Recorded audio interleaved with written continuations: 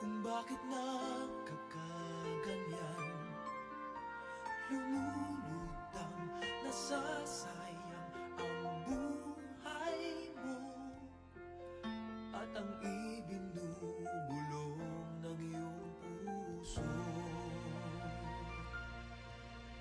Natutulog ba ang Diyos? Natutulog ba?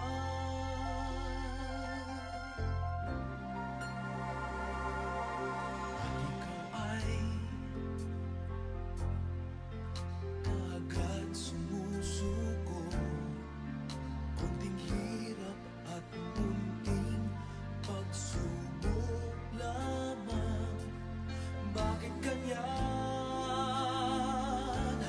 Nasaan ang iyong tapang? Naduduwag, nawawalan ng pag-asa, at iniisip na natutulog pa. Natutulog ba ang Diyos? Natutulog ba?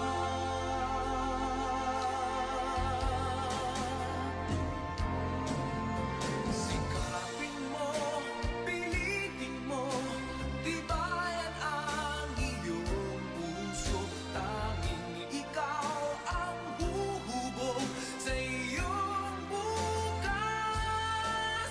Huwag mo sanang akalain natutulog pa ang Diyos.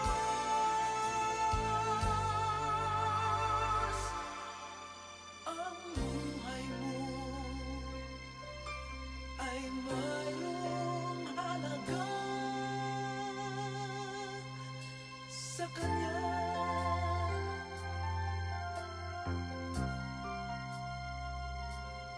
Dapat pa ba na ikaw ay maghintay at himukin pa, pilitin pa ng tadhana? Gawin mo na kung ano ang nararapat. Magsikap ka at magtiwala sa may kapal. Nakahanda ang Diyos umalalay sa'yo.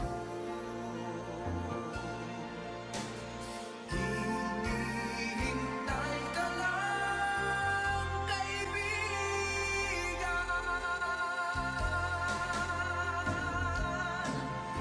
Sikapin mo, pilitin mo, tibayan ang iyong puso. Tanging ikaw ang huhubog sa iyong bukas.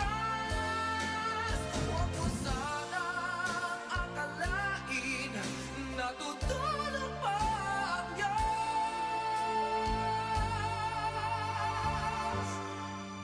Ang buhay mo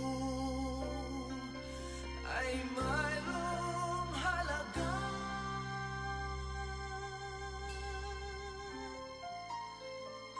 sa Kanya.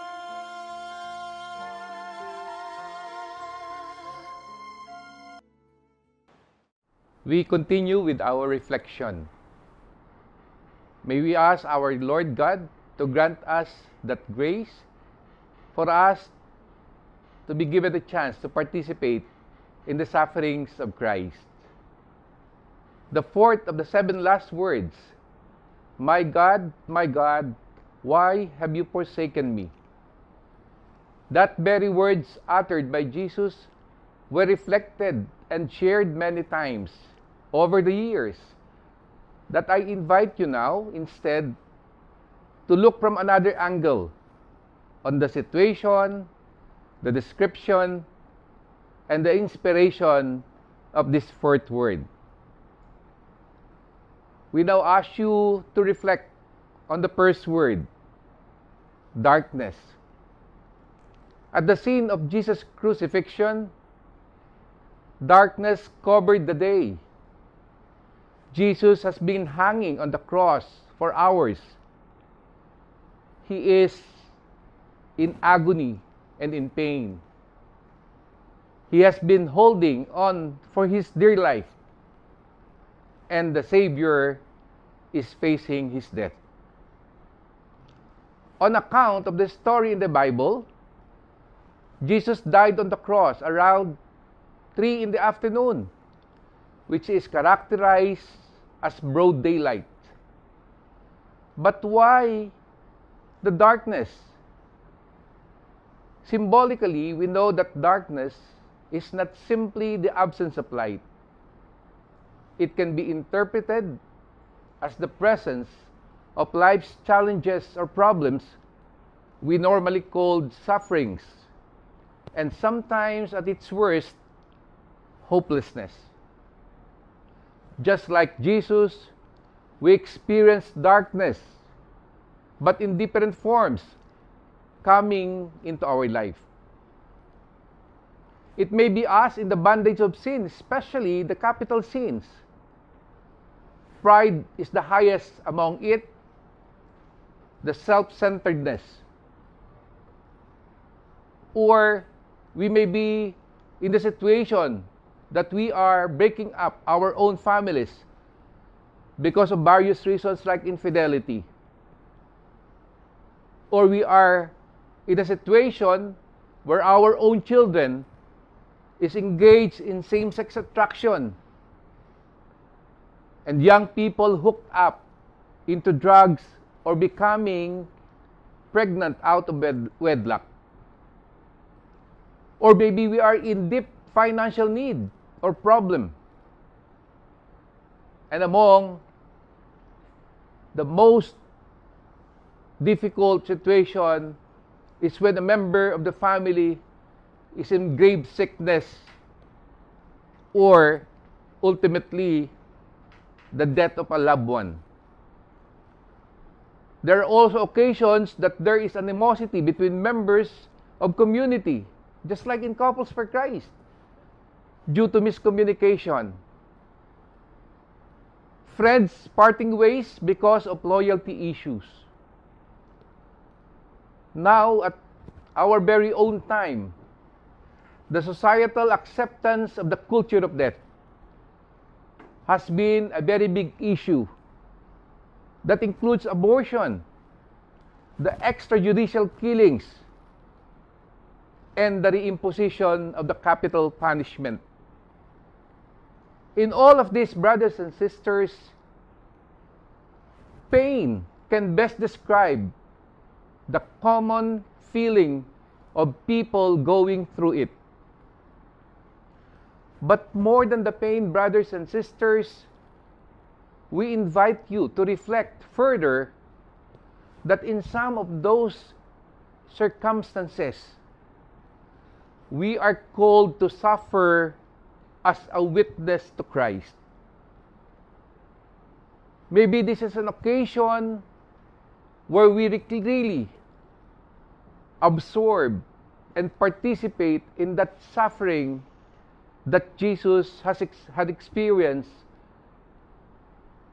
in that Paschal mystery, particularly the suffering and the death. In other cases, we are being called, or it is being called as a form or act of repentance. True, that these sufferings might be in payment for or in exchange of that sins that we have committed and offended our God. While no one is exempted in having and experiencing own darkness in life, it is short of saying that everyone suffers. But suffering by itself does not make us holy, but rather suffering is wasted when it is not united with love to Christ's passion. In this way, brothers and sisters, it is our response to suffering that can make it redemptive for us and for others. So it is good for us as we conclude the first word that we are reflecting, darkness. We could probably have a better appreciation of our relationship with God when we answer these questions. How do you respond to life's darkness? Are you taking it as your participation to Christ's sufferings? Or you're taking it in the context of just an ordinary person? Do you still feel abandoned, knowing that Jesus himself had gone to it because of his love for you? First word to reflect, darkness. Second word that we invite, and I invite you to reflect, is on the word cry. Jesus uttered not only words of prayer, but of a cry. My God, why have you forsaken me? Cry in Tagalog ay kasing kahulugan ng panaghoy o pagtangis. Diyos ko, bakit mo ako pinabayaan? Ito ay isang pagtangis, ngunit di ito nangangahulugan ng kawalang pag-asa. Instead, we can view this as a prayer of dependence to God, if we will try to relate it to the three concluding words of Jesus while on the cross. I thirst. It is finished. And Father, into your hands I commend my spirit. Total dependence to God. So we too are led to understand that crying, translated into a form of prayer, because of the unbearable pain, is by no means a sign of weakness. It is not even a sign of hopelessness. Rather, we gaze it as another privilege of being one with Jesus. Jesus, despite being divine, although he is likewise human, he had cried in anguish to God the Father. So brothers and sisters, cry if you feel crying, and let the Lord console you and grant you the peace and serenity of heart. Therefore, what is the meaning of Jesus' prayer? Is it of doubt about his mission, or of a shout of despair? Does he feel abandoned? In the book of Psalm 22, in the Old Testament, very similar to Jesus' circumstance, the psalmist expresses to God the tension he faces. He's feeling torn and at the same time holding on to that certain knowledge of God's presence. Yung alam mong ikaw ay nahihirapan, ngunit alam mo rin that God is on your side. It might be a mix of emotion that we can feel, but this is mystery. This is God's mystery. He begins in verse 2, my God, why have you abandoned me? And as Jesus, the psalmist, speaks of this cry, to express his deep and full suffering prayer to God, who is seemingly silent. In his moment of torment and agony, his prayer becomes a cry. What cries would you like to tell God, our Father? What are those problems that you have in your hearts? Cry it out. The Lord, our God, would like it to hear from you. So let us now listen to the life's darkness and cry of our sharer, and how he was able to transform it as his own prayer. Good day. My name is Joven Artulingan Jr. I'm 20 years old. Nag-aaral ako sa Dr. Filimon C. Aguilar Memorial College of Las Piñas. upcoming third year college, taking up BSBA major in Financial Management. Story ng buhay ko, simula pa lang nung pagkabata ako, 1 taon na ako nung iwan ako ng aking ama. And in a few months, yung mother ko naman, iniwan na rin ako. Naiwan ako sa lola ko. Simula nung iniwan ako ng parents ko, lola ko na yung nag-aruga, nag-alaga sa akin. Siya na rin yung nagpaaral sa akin. And namuhay kami ng lola ko na masabi kong okay naman. Ginawa talaga ng lahat ng lola ko ang paraan para lang mamuhay kami. And nung nagsimula na ako mag-aral, ang naging hanap buhay lang ng lola ko is mag-manicure, maglabada. Then nung time na nagtinda na rin siya ng barbecue para lang masuportahan yung mga pangangailangan namin sa pang-araw-araw. Ako din naman ay nangangalangal, namumulot ng kalangal kasi para magkaroon nga, madagdagan pa ng income kami para lang sa pambaon ko, sa pangkain namin, lahat ng mga mahirap na gawain, ginagawa ni nanay para lang masuportahan ako sa pag-aaral ko. Ang lola ko, pinalaki ako nang may takot sa Panginoon. Lagi-lagi kami nagsisimba. Nung after ko makagraduate ng elementary, doon nagsimula ang lahat. Na kung saan, kahit na lagi-lagi kami nagsisimba, lagi kami gumagala ng lola ko, then masaya kami ng lola ko, but I feel na may hinahanap pa rin ako sa sarili ko na may kulang. Nung nag-aaral na ako ng first year high school, doon ako natuto ng mga kalokohan. Doon ako na addict sa mga computer games, natuto bumarkada. Then also nainggit ako sa mga friends ko na kung saan bakit sila kompleto pamilya pero ako nasan ang pamilya ko, na kumbaga hindi ako nakontento na kasama ko lola ko lang. Hinanap ko pa rin yung sarili ko. That time, year 2009, nung first year high school ako, nag-drop ako. Then after nun, nung nag-drop ako, in a few weeks lang, naglayas ako na kung saan ako pumunta. During that time na natuto ako ng iba't ibang bisyo. Natuto ako manigarilyo, natuto ako uminom ng alak, and also pumasok din yung sa pagda-drugs. Halos 1 buwan na wala kaming income, wala kaming trabaho, wala kaming mapagkunan na talagang hirap na hirap. Na-feel ko na sarili ko na bakit ganon yung nangyayari sa akin. Na ang tagal din, ang haba din nung panahon na tinagal ko sa lansangan. Pero ang galing lang ni God kasi nagpakita siya ng way para bumalik, para ipaalala sa akin na merong lola na nagmamahal sa akin, naghihintay sa akin.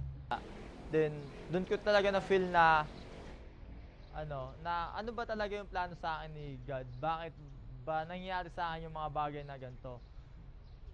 Then after nung time na yon, bumalik ako sa amin. And tuwa lang ako kasi tinanggap ako ng lola ko at masaya siya nung bumalik na ako sa amin. Nung pagkabalik ko, nangako ako sa sarili ko na lahat ng mga maling nangyari, lahat ng mga maling nagawa ko sa buhay, babaguhin ko na. Na kung saan magiging mabuti na ako. And then pagbalik ko, nagsimula ulit akong mag-aral.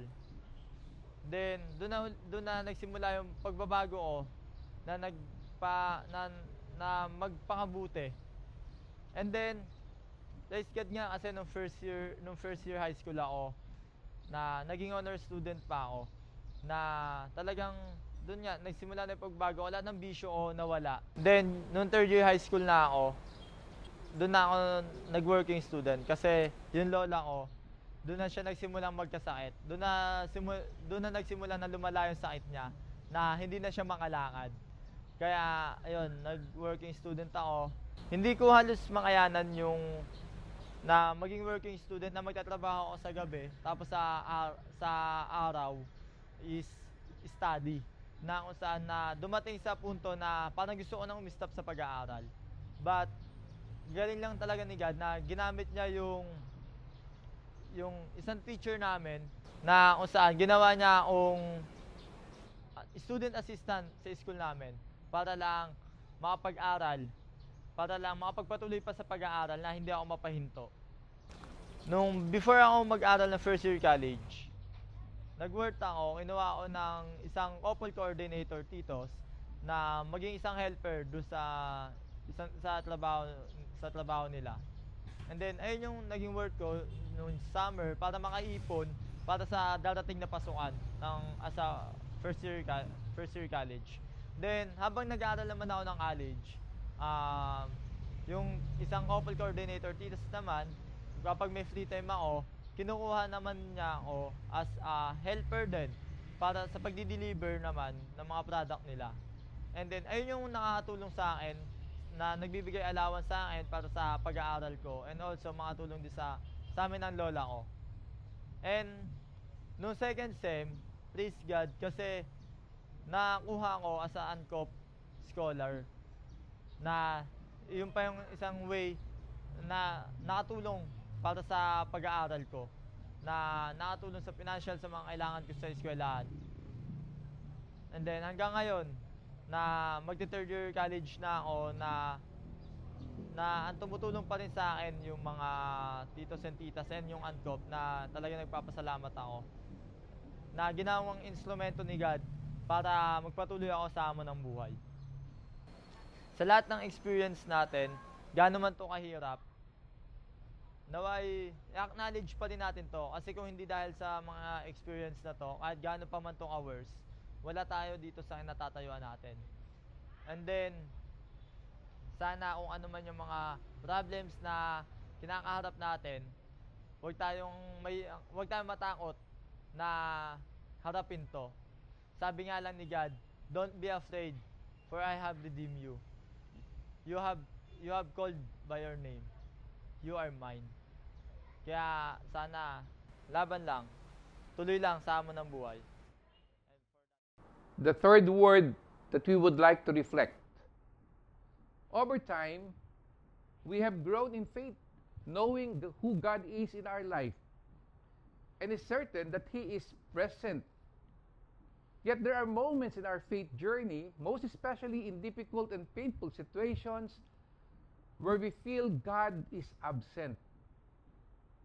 I think every one of us had our share of real-life experiences of God's seeming absence at some crucial times of our life.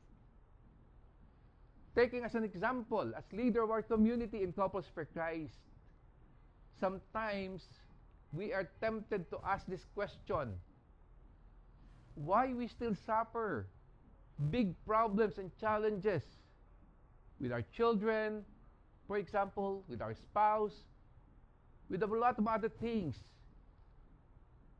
despite giving almost everything to God through our service in CFC or the church in general. Brothers and sisters, we are exhorted to stay in and not to leave that relationship with God and press on to that faith. We stand firm. We must not fear to share our cries to the Father, even if there are occasions when He seemed quiet. Find confidence in the relationship we share as father and child, as God carries us quietly through the storms of our lives, providing sure protection and silently secures our intense hearts. So we need to reflect even more. Where am I in my relationship with God? Am I right in the heart of it? Am I planning to leave? Or have I silently left Him already? Share our cries with God. That's our reflection number 3. And now we move on to our last word to reflect on. God our Father waits for us. God our Father waits for us like the Father who waits for his prodigal son to come back. We know that story. We know how God's forgiveness, God's love manifests into accepting again the return of the prodigal son. Despite the darkness of our life and the crying because of our disappointments, we don't fail to share this to the Father. Pray unceasingly. Rejoice in everything. Give thanks in all circumstances. There may be challenging moments when God calls and we do not hear. Or sometimes we have chosen to make His cries fall on deaf ears. We pretend to be silent, and yet we hear. Life's unbearable realities and tough challenges may disable the hearing capacities of our hearts. Have you ever thought that cry of Jesus, my God, why have you forsaken me, is pointed or directed at us? Now Jesus is crying these words, my child, why have you abandoned me? Many times Jesus must have experienced that, must have said those words, those phrases. And these are the moments His child commits sin. When we offend Him and displease Him. And every time that we omit or fail to share His love. Especially to those whom He loved most, the poor. Sin is sin, no matter of its gravity or minuteness, regardless of its size. But remember this, brothers and sisters, God's love and forgiveness conquers any form of sin. As said in Matthew 7, verse 7, seek and you shall find. Knock and the door will be opened unto you. This is the Lord's invitation for each one of us, especially in this Lenten season. When we cry to Him for anything, rest assured He is present. So the question now, how do you describe your relationship with Jesus? How do you describe your relationship with Jesus? He is waiting for you now. Darkness, cry, share your cries to the Lord. God waits for us. These are the words we invite you to reflect even more. My God, why have you forsaken me? May the deeper meaning of these words and your response to the reflection questions truly bring us closer to the heart of Jesus. Heavenly Father, as we come into your presence at this very moment, where we commemorate a part of your Paschal mystery, the suffering, death, and resurrection, we realize, we feel your unconditional love for each one of us. Despite our continuous offenses, despite of our nothingness, you continue to love us. You continue to forgive us. And you continue to embrace us at the lowest point of our lives.